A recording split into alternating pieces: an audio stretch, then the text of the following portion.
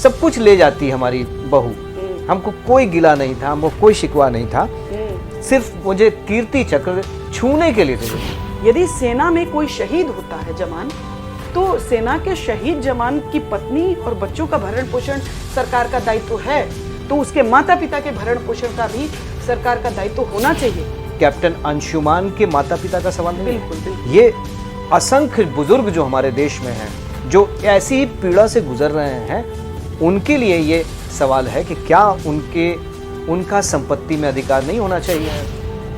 Husband wife दोनों working हैं, या फिर उनके पास उतना समय नहीं है, जिम्मेदारियां बहुत हैं, एकल परिवार है, तो अब वो उतना समय दे नहीं पाते हैं। ऐसे में ये व्यवस्था तो होनी चाहिए।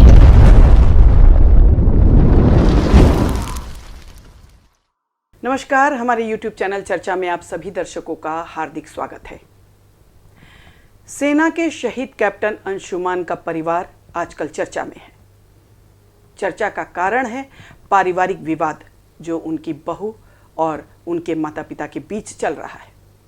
हालांकि शहीद के परिवार को लेकर बातचीत नहीं होनी चाहिए, लेकिन ये बातचीत इसलिए भी ज़रूरी है क्योंकि सिर्फ ये कैप्टन अंशुमान के माता पिता का सवाल नहीं है, बल्कि भारत के हर बुजुर्गों का सवाल है और इसको उठाना ज़रूरी है।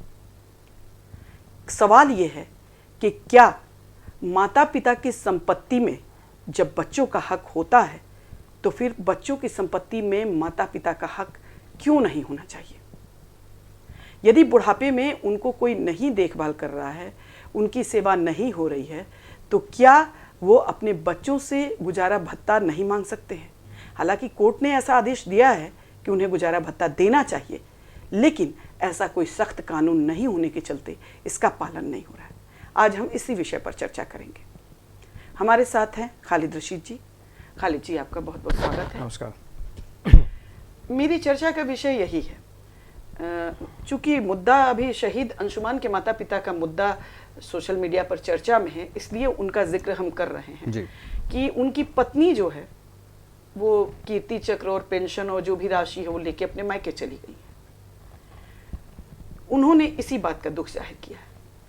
दुख स्वाभाविक भी है, क्योंकि जिस माता पिता ने अपने खून पसीने से सींचा है अपने बेटे को, अपने गाढ़ी पसीने की कमाई लगाकर उसको पढ़ाया लिखाया, इस लायक बनाया कि वो उसके बुढ़ापे की लाठी बने, यदि किसी कारण से वो बच्चा नहीं रहा, तो जो उनको मिलने वाली सरकारी सहायता है वो एक तरफा कैसे चली जा सकती है?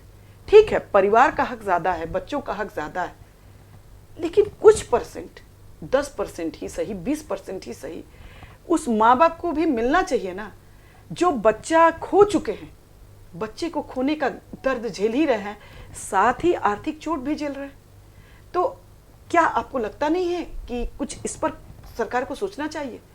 आपने $1 मिलियन का सवाल उठा दिया आज चर्चा में। सुनीता जी, आप विश्वास करें कि ये प्रश्न जो है बहुत सारे लोगों का है। बुजुर्ग जो हमारे, एक समय ऐसा आता है बुजुर्गों की ज़िंदगी में कि वो अपने को बिल्कुल आइसोलेटेड महसूस करते हैं।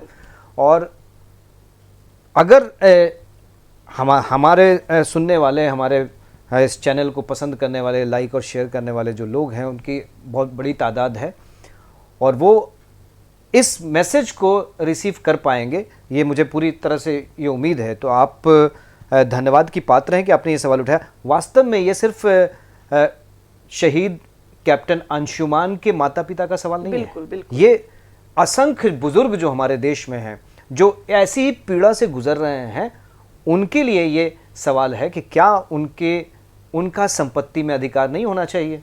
अगर माँ बाप की संपत्ति में बच्चों का अधिकार है तो उनका भी अधिकार होना चाहिए। खासकर ऐसी परिस्थितियां जब पैदा होती हैं, जैसा कि इसमें हुआ। हम सभी सुन रहे थे कि कैप्टन अंशुमान की जो माता है वो कह रही थी कि सब कुछ ले जाती हमारी बहू, हमको कोई गिला नहीं था, हमको कोई शिकवा नहीं था, सिर्फ मुझे कीर्ति चक्र छूने के लिए दे देती। बताइए कितनी तो बड़ी छूने के लिए भी नहीं मिल रहा, संवेदना खत्म। अब आप देखिए कि जो माँ ने जो वहां कहा कि मैंने भी तो अपने कोख में 9 महीने उसको रखा और मेरे पास तो कुछ बचा ही नहीं, मेरा तो पुत्र भी चला गया जो मेरा इकलौता, एक तरह से कह सकते हैं हमारी तो सारी दौलत वही थी, बिल्कुल बिल्कुल। है ना। तो मेरा तो बड़ा नुकसान हुआ, और इसके बदले में हमको जो सम्मान मिलना चाहिए शहीद के माँ बाप होने के नाते, शहीद की माँ होने के नाते, वो सम्मान भी मुझे नहीं मिला। ये कहने का अर्थ ये नहीं है कि हम महिला के खिलाफ हैं, बिल्कुल बिल्कुल। ये कहने का अर्थ ये है कि जो बुजुर्गों का जो रोल है, माता पिता का जो रोल है, तो क्या सम्मान में उनकी भागीदारी नहीं हो सकती और है? एक मुझे तो ये लगता है कि इस बहाने से सेना में जो नेक्स्ट ऑफ किन का नियम है उसको बदलने की आवश्यकता यहाँ पे महसूस हो रही है। उसमें शामिल कीजिए, हम ये नहीं कह रहे कि आप बदलिए, थोड़ा बदलाव, आप पत्नी के साथ उसमें माता पिता को भी शामिल कीजिए। यदि सेना में कोई शहीद होता है जवान, तो सेना के शहीद जवान की पत्नी और बच्चों का भरण पोषण सरकार का दायित्व है, तो उसके माता पिता के भरण पोषण का भी सरकार का दायित्व होना चाहिए। उसके माता पिता बेसहारा कैसे रह जाएंगे? उसको आपको दायित्व निर्वहन करना है। ठीक है, एक लोग सलाह देते हैं कि यदि कोई और औलाद है या कोई और बच्चा है तो वो उसको फुलफिल करे, उनकी देखभाल करे, उनका ये करे, लेकिन क्यों? यदि वो बच्चा बेरोजगार है या वो बच्चा नहीं पूछ रहा है तो एक ही का दायित्व क्यों? उसने अपने बेटे को आपको सौंपा है, राष्ट्र के लिए सौंपा है, तो उनका दायित्व भी सरकार को उठाना चाहिए, पहला नंबर। दूसरा कि संवेदना की बातें हैं। देखिए, समाज का ढांचा बदल रहा है। पहले जैसे जो इस तरह की चीजें थी बनाई गई थी, सही बनाई गई थी इसलिए कि ज्यादातर महिलाएं शादी के बाद ससुराल ही रहती थी, पति रहे या ना रहे, तो ओबियसली उनको था कि सास ससुर की सेवा करनी है, देखभाल उनका दायित्व था, या बच्चों की देखभाल करना उनका दायित्व था। अब समाज का ढांचा बदल रहा है। कल को हो सकता है कि शहीद अंशुमान की जो पत्नी है वो कहीं शादी कर लें या दूसरी जगह चली जाए, और जाना भी चाहिए। हाँ, करना बहुत अच्छी बात है, इस चेंज के खिलाफ मैं नहीं हूँ, जाना चाहिए उनको अपनी नई। ये तो उनके पिता भी कह रहे हैं, उनको अपनी उनके पिता को भी कोई ये एतराज नहीं है। वो बार बार कह रहे हैं, मीडिया वाले जब उनसे चर्चा करते हैं तो वो बार बार ये कहते हैं कि मुझे मैं तो स्वयं ही ये चाहता था कि मैं अपनी बहू का बेटी बनाकर उसका विवाह करना चाहता हूं। तो अगर वो विवाह कर ले तो ये बात, उनकी पीड़ा असली ये है कि मुझे इस कीर्ति में कुछ हिस्सेदारी मिल क्यों नहीं रही है। बिल्कुल, ये सम्मान मिलना चाहिए, इसके हम अधिकारी हैं। तो बार बार उनकी जो शिकायत है, जो शिकायती स्वर है, वो यही है कि भाई नेक्स्ट ऑफ किन के इसमें पहले जो है जीवन साथी का नंबर आता है अगर विवाहित है, तो उसके बाद जो नियर एंड डियर वन है, कानूनी अभिभावक हैं, उनका नंबर आता है। तो जब ये देखिए, वाकई उस क्षण को महसूस करने की ज़रूरत है। हम लोग तो जिस एज ग्रुप में हैं वो क्षण महसूस नहीं कर सकते हैं, लेकिन अगर हम उनकी जगह पर रखें, माता पिता जिसका बच्चा शहीद हो गया है, देश पर कुर्बान हो गया है, और उसे कीर्ति चक्र मिल रहा है, राष्ट्रपति के द्वारा मिल रहा है, और उसको छूने की जो ललक है वो ललक भी पूरी नहीं हो पाती है। बिल्कुल। तो कितना बड़ा दुख है। आपने जो बात कही उसको थोड़ा जोड़ना, हालांकि रिपीटिशन थोड़ा हो जाएगा, लेकिन ये तो अभी कल्पना ही हो गई है ना। हमारे आज के समाज में हमारा जो संयुक्त परिवार है वो पूरी तरह से टूटता जा रहा है, एकल परिवारों का चलन हो गया है। तो जो बहुएं हैं वो अपने सास ससुर की, या बाकी लोग भी जो है, जो बच्चे होते हैं वो अपने माँ बाप की भी उस तरह से सेवा नहीं कर पाते हैं जैसे कि वो पहले होता था। तो पहले एक संस्कार हमारे यहाँ डेवलप हुआ था। बिल्कुल बिल्कुल। परिवारों में एक संस्कार होता था कि बुजुर्ग की जो अहमियत है वो सबसे ऊपर है, सबसे ऊपर है। वो एक शोभा की वस्तु भी होते थे तो भी उनका उतना ही सम्मान होता था, और अंतिम रूप से उनकी सेवा करना जो है वो आचरण में शामिल होता था, संस्कारों में शामिल होता।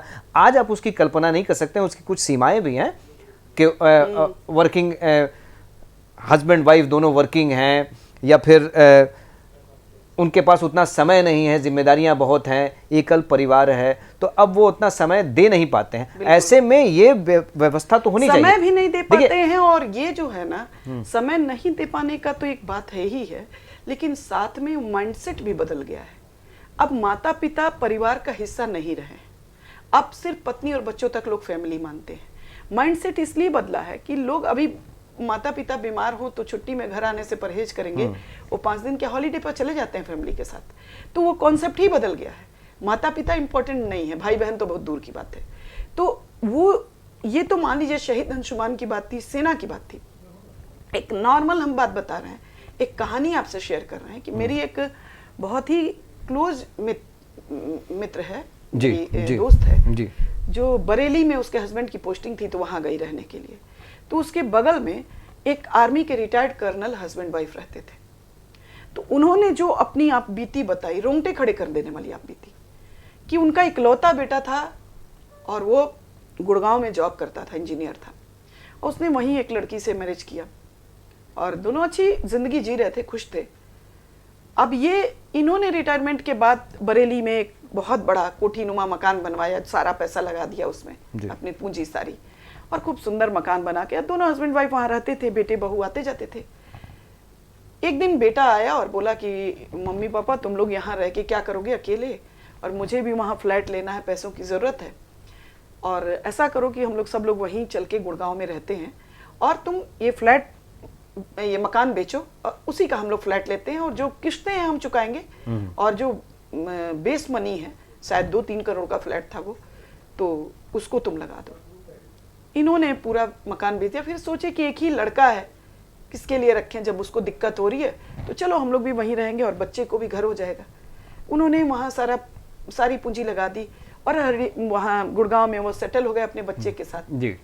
ऑल ऑफ सडन सब कुछ अच्छा चल रहा था, लेकिन ऑल ऑफ सडन उनके बेटे की एक्सीडेंट में डेथ हो गई और उस समय बहू प्रेग्नेंट थी 2-3 महीने से। चूंकि वो फ्लैट तो था बहू के नाम पर, तो सीधा मतलब अब प्रेगनेंसी के दौर, बच्चे के डेथ के बाद ही जैसे ही श्राद्ध कर्म हुआ, उसके मायके वाले लड़की को ले गए जी, और ले जाके उन्होंने, ये लोग पैर पड़ते रहे कि कम से कम उस बच्चे को दुनिया में आ जाने दो, हम पालेंगे, शादी तुम कर लेना दूसरी, मेरे बेटे की निशानी मेरे पास एक रहेगी। और लेकिन वो नहीं माने, उसने अपना बच्चा तो अबॉर्ट करवा दिया और साथ ही ऐसी सिचुएशन क्रिएट कर दी कि ये लोग घर से भाग जाएं। और लास्टली उसी बरेली में सामने उनकी बहुत बड़ी कोठी थी और उसके बगल में वो 2 कमरे का मकान लेके रेंट पर रह रहे थे और सब कुछ चला गया। तो समाज का जो स्ट्रक्चर बदल रहा है, जो चीजें बदल रही हैं, ऐसे में बहुत जरूरी है। आपकी जो कहानी थी मैं बहुत गंभीरता से सुन रहा था, क्योंकि यही कहानी जो है वो लाखों ऐसे बुजुर्ग हैं जिनकी ये कहानी है। हाँ। और यही कहानी जो है, इसका जो संदेश है वो लोगों तक पहुंचना चाहिए कि बुजुर्गों को हमको उनका अधिकार देना होगा। सरकार इस बारे में नियम बनाती है, लेकिन उसमें जो पक्ष है वो चाहिए वाला पक्ष है, ऐसा करना चाहिए। हाँ। ये चाहिए वाला जो है नहीं है। हाँ, चाहिए वाला नहीं है, अनिवार्य होना चाहिए कि आप अपने माँ बाप को, है ना, जब तक वो जीवित हैं आप उनको अपने कानूनी अधिकार दें, उनको कानूनी अधिकार और देना जैसे चाहिए। देखिए कि हो क्या रहा है कि बुजुर्गों के अधिकार का एक नियम होना चाहिए। हो क्या रहा है कि बच्चे माता पिता से हक लेने तो चले आते हैं और उसके लिए वो लड़ाई भी लड़ते हैं कि मेरा हक मिले, लेकिन वो ये अपना जो है, अपनी जो उनकी इनकम है, अपनी जो सेविंग्स है, अपना जो उनका बजट है, उसमें वो हक देने के लिए तैयार नहीं है। तो सरकार से यही अनुरोध है कि भाई, भारत में सामाजिक संरचना बदल रही है और ऐसे में बुजुर्गों का अधिकार सुनिश्चित करना भी जरूरी है। और ये मौका है कि कैप्टन अंशुमान, शहीद कैप्टन अंशुमान के माता पिता को, उनको कम से कम जो उनकी शिकायतें हैं उसको दूर किया जाए, और इसको दूर करने के साथ ही हम समाज को एक संदेश दे दें कि जो बुजुर्ग हैं उनको उनका अधिकार मिलना चाहिए। ठीक है, पत्नी को आप सब कुछ दीजिए, कुछ अंश भी माता पिता का हक होता है जिन्होंने अपने खून पसीने से अपने बच्चे को सींचा है। तो हमारी चर्चा आज यही हम विराम देते हैं और हम लोग एक बहुत अनुरोध के साथ और ये सवाल भी उठा रहे हैं सरकार के सामने कि जब माता पिता की संपत्ति में बच्चों का हक है तो बच्चों की संपत्ति में माता पिता को हक क्यों नहीं मिलता है। इसके लिए मजबूत कानून लाने की जरूरत है और कहीं ना कहीं बच्चों को दायित्व का बोध कराने के लिए बहुत जरूरी भी है। आज हम अपनी चर्चा को यहीं विराम देते हैं। हमारी चर्चा आगे भी जारी रहेगी। दर्शकों, अपनी प्रतिक्रिया से जरूर अवगत कराएं। हमारे चैनल को लाइक और सब्सक्राइब करें। नमस्कार। नमस्कार।